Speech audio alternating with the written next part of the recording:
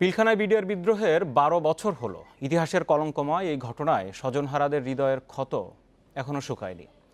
কেন এমন নির্মম হত্যাযজ্ঞ বা কারা এর নেপথ্যে? এই প্রশ্নের উত্তর এখনো খুঁজে বেড়াচ্ছেন শহীদ পরিবারের সদস্যরা। জাতিকে কলঙ্কমুক্ত করতে এই মামলার বিচার দ্রুত কার্যকরেরও দাবি তাদের।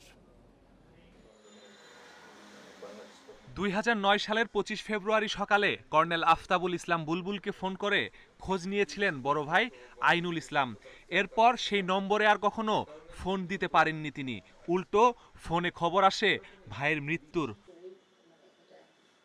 পরিবার বলছে ৫ ভাইয়ের মধ্যে সবচেয়ে মেধাবী ছিলেন আফতাব। সে আর বেঁচে নেই।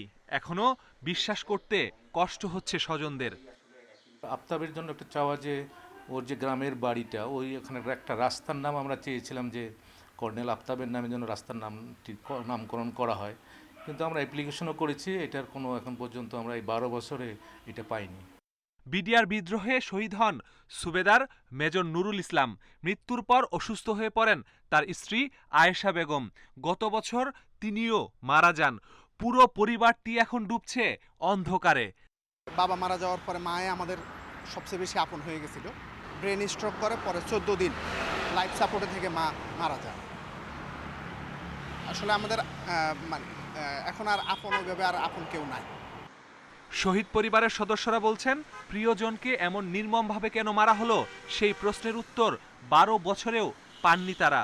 ক্ষোভ প্রকাশ করেন বিচারের রায় কার্যকর না হওয়ায়।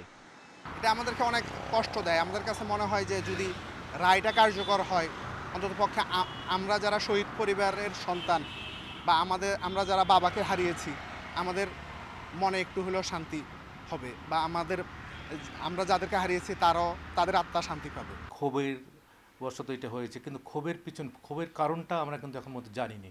এটা আমাদের কাছে এখনও অস্পষ্ট। তা আমার মনে হয় যে তখনই আমরা শান্তি পাবো যদি পুরো ঘটনাটা আমাদের সামনে স্পষ্ট হয়। ২০০৯ সালে পিলখানায় বিডিআর সদর দপ্তরে হত্যা করা হয় ৫৭ সেনা কর্মকর্তা সহ ৭৪ জনকে। Masudur Rahman, independent news, Dhaka.